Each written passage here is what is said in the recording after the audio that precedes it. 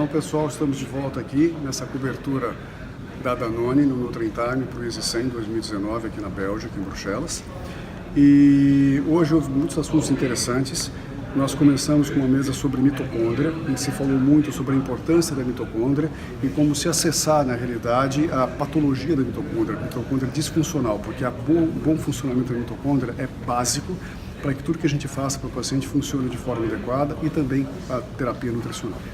Então falou-se em possibilidade de se medir, na realidade, a função da mitocôndria, na maneira de saber quanto essa mitocôndria está funcionando bem ou quanto ela não está funcionando bem.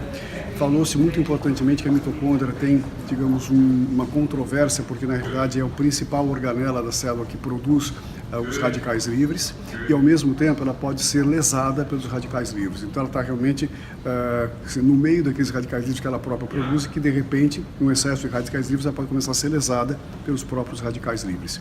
Que a mitocôndria apresenta vários estágios de proteção quando existe uma agressão física, como uma sepse, uma infecção, um trauma, por exemplo, e que no primeiro momento ela tenta entrar no estado de hibernação para tentar não ser lesada por aquele estado.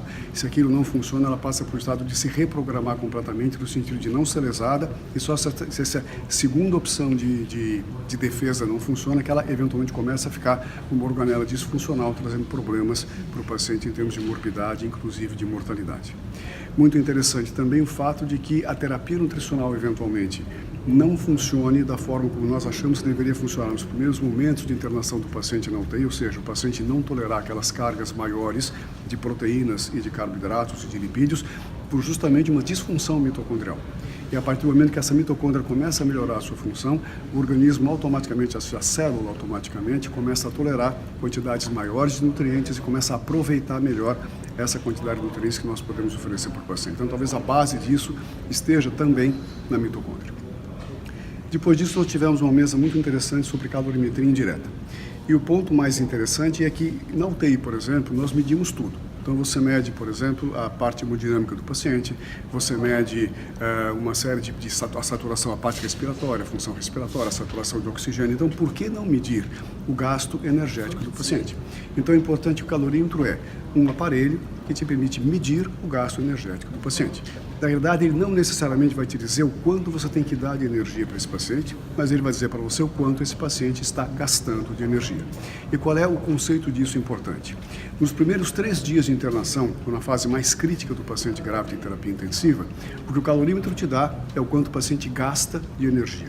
Mas grande parte dessa energia está sendo provida por substratos endógenos. Então, não é necessariamente aquela quantidade que o calorímetro te dá, aquele que você tem que fornecer para o paciente.